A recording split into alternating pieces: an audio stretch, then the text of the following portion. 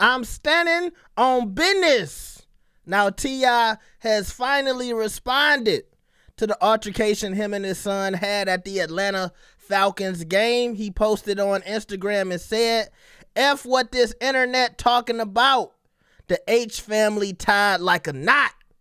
We all got for life. I'ma ride to the heavens or the depths of hell about my junior.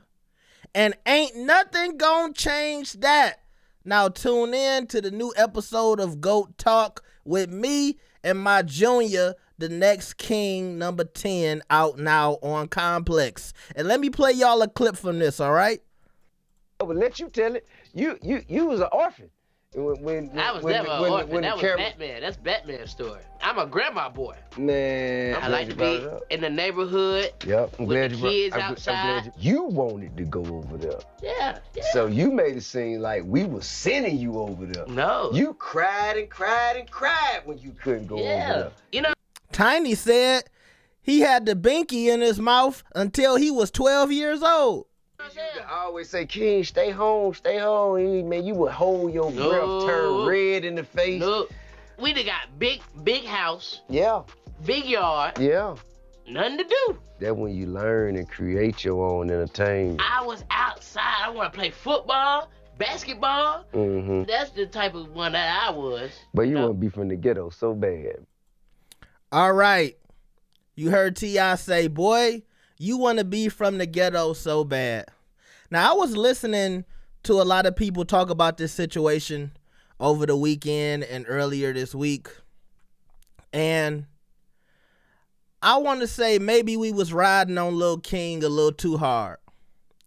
Because, you know, number one, I'm glad T.I. spoke on behalf of his son and he said they still cool together. And I'm glad they turned this around and made it to a moment where they can advertise a conversation between them talking like men. But, okay, I want to say maybe they still have some underlying issues. And I remember when Charleston White said Lil King needs to forgive his parents. But we as the fans, we don't know what Lil King saw in his upbringing. We wasn't in that mansion. We don't know what made him want to go to his grandma's house. Now, in the clip, you heard him talking about, hey, I wanted to go outside with the other kids. And that is true. When you young, growing up as a only child, I didn't have brothers and sisters I grew up around. I have another brother, but, you know, he was at my dad's house. My dad had a whole nother family. You know what I'm saying? So I was basically all by myself most of the time. And you do yearn to be on the block with the other kids and to build those type of friendships and relationships. So, yeah, being in a big old mansion can be boring for a little kid. But also, it might have been something in the house that made Lil King want to go to grandma's house. You know, his father worked very hard to get them in that position. And just being a rapper alone, it's not a lot of time to go to all the football games, to go to all the graduations. And I'm not saying that T.I. never did any of those things, but, you know, it might have been a lot of reasons that Lil King felt like he had more love and nurturing at his grandma's house. All right? We know about some of the accusations people have thrown at T.I. and his wife. You know, maybe that might have been the reason Lil King wanted to go to his grandma's house. I'm not saying none of that is true. I'm just saying as fans, and I hope T.I., if he ever saw this, wouldn't be upset. But I'm saying I think fans, we feel like we know somebody's life because they rich.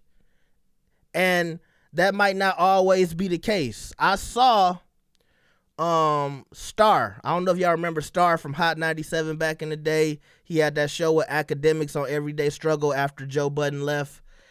He said, remember that movie Mommy Dearest back in the day? And that's a movie about a girl who was so rich and everybody thought she had all the opportunity in the world because of her family, but her mother was very abusive behind closed doors. So she might have been rich, but she was going through hell and everybody else didn't know about it.